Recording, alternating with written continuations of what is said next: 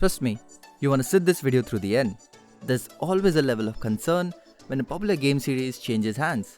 Like when Halo was handed from Bungie to 343 Industries, or when Tomb Raider's development was taken over by Square Enix. So it's understandable that Crash fans were somewhat apprehensive when Toys for Bob announced it was taking over Crash Bandicoot from Naughty Dog.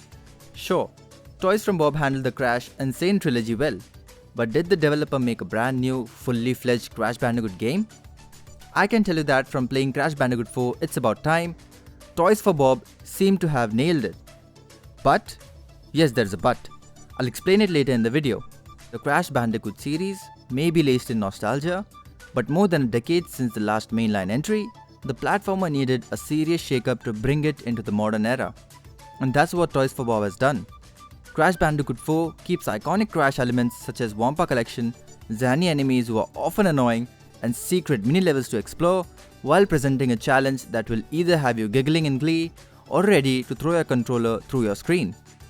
On top of these classic elements, we also have a host of new features which add a modernity to the gameplay, such as rail grinding, controlled camera mobility, quantum masks which grant unique abilities, and the chance to play as other characters.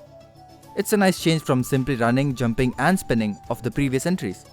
Crash Bandicoot 4 It's About Time is a sequel to the original 3 Crash Bandicoot games, following directly from Crash Bandicoot Warped, and sees the series' original villains Dr. Neo Cortex, Dr. N.tropy and Uka Uka freeing themselves from their space-time prison. In doing so, they open a rift in the space-time continuum, resulting in sheer chaos. That means it's up to Crash and Coco to clean up the mess by finding and reuniting the 4 quantum masks that held everything together. Jumping into Snow Way Out immediately felt like returning home, except that everything had a pretty serious makeover. Crash looks better than ever and still has the same classic abilities of jumping, spinning, belly flop and double jump. What is a nice addition though is that there is now a circle which indicated where Crash will land, so instead of having to estimate if you are going to make the jump, you should have a pretty good idea whether you need to adjust mid-jump to ensure you land on your targeted platform. Snow Way Out sees Crash working his way through a zombie-like fishing village, populated with aggressive fishermen who have no qualms about throwing a mace or a swordfish your direction. This level is a classic Crash platformer level, which sees you slipping and sliding across ice, jumping from platform to platform and trying to maneuver the difficult path ahead. Upon starting the level, I was immediately greeted by one of the new quantum masks, which granted you a special ability depending which one you ran into. This mask granted time-slowing ability which allows Crash to slow down time for a few seconds. To make use of this ability, the level contained several invisible crates that were only visible for a second when you activated your ability. With the time ability, we could activate the crates, slow down time and then smash them up. This did take a bit of getting used to, as usually we don't have these many elements to concern ourselves with a Crash game.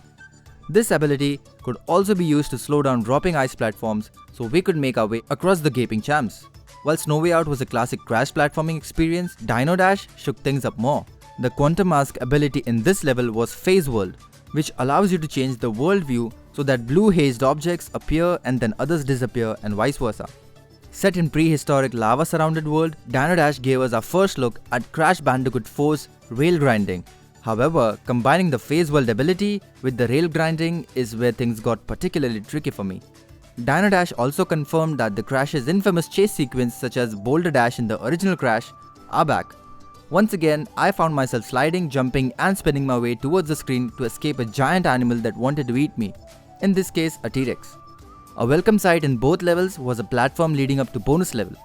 These seem to be more puzzle heavy and generally more difficult than previous games, so I found on occasions that I had to skip them completely sometimes to progress. I have not platinumed this game yet by the way.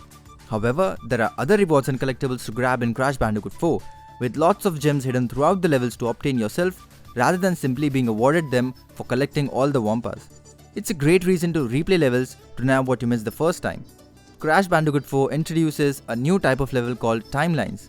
These levels let you play a level you have already played as Crash, but as another character, so you can see how their actions impacted the timeline. For example, Snow Way Out Cortex's timeline, which was essentially Cortex's take on level I just played as Crash. The level is aesthetically the same, but the structure is different, instead making use of Cortex's ability such as his blaster, which can gelatinize or solidify enemies, and his dash ability. You play the level as Cortex up till the timeline event, which in No Way Out is Cortex blowing up the fisherman's boat, which you do see when Crash first plays the level. Once the event happens, you play the same level as Crash again. This time the crates scattered a bit differently, but it's essentially the same.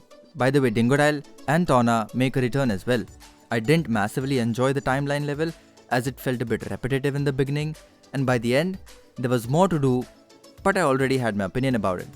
It's worth noting that you can play through Crash Bandicoot 4 as either Coco or Crash. In addition, you can also choose between two difficulty modes, Retro and Modern. Modern mode means you'll never see a game over screen, and when you die, you just pick up from your last checkpoint. You will also get specific crates which contain a lot of Wampa in them.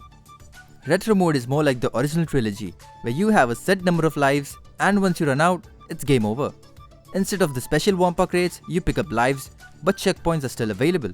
Regardless of which mode you choose, Crash Bandicoot 4 counts your number of deaths and displays them on screen so you can feel true shame.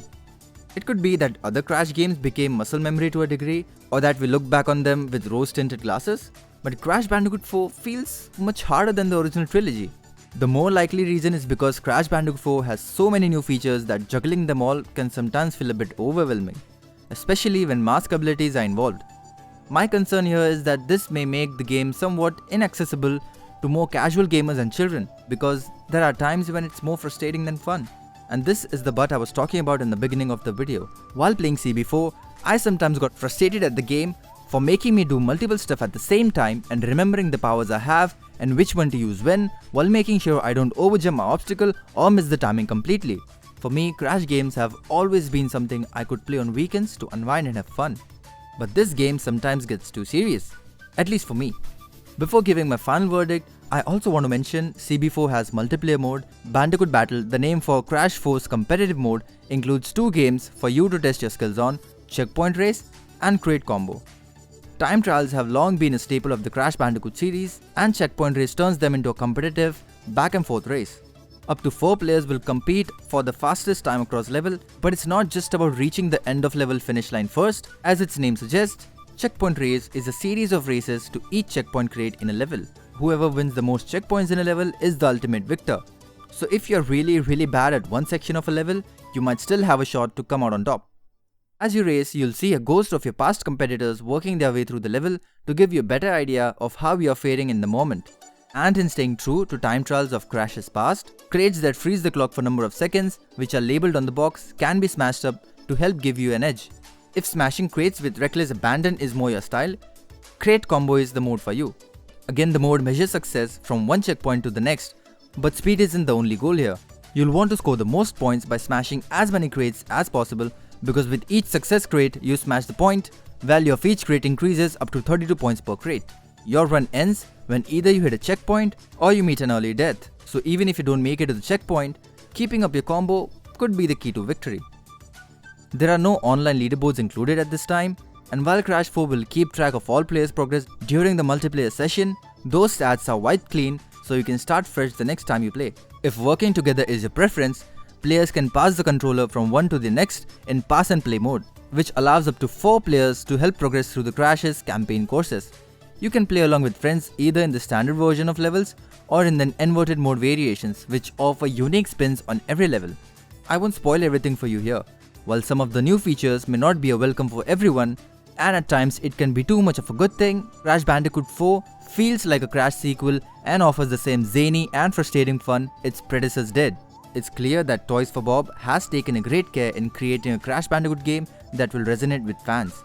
My verdict: this is an absolute must-buy for Crash fans and for gamers who are looking to try their chops at arguably the greatest platformer on PlayStation library. But for casual gamers, there might be times when you feel the game is too difficult and you might want to rage quit. I certainly felt that. But if you're willing to power through the tough sections, which obviously aren't many, the game has a lot more to offer and you will certainly enjoy every bit of this game. This is a true successor to the Crash game series in my opinion. One of the instant PlayStation classics. Crash Bandicoot 4 It's About Time is out right now. You can download it from the PlayStation Store or you can purchase the Blu-ray disc if you want. Like this video if you liked it, and consider subscribing as I upload gaming reviews and daily news videos every day on this channel, and make sure to turn on the notifications to stay updated.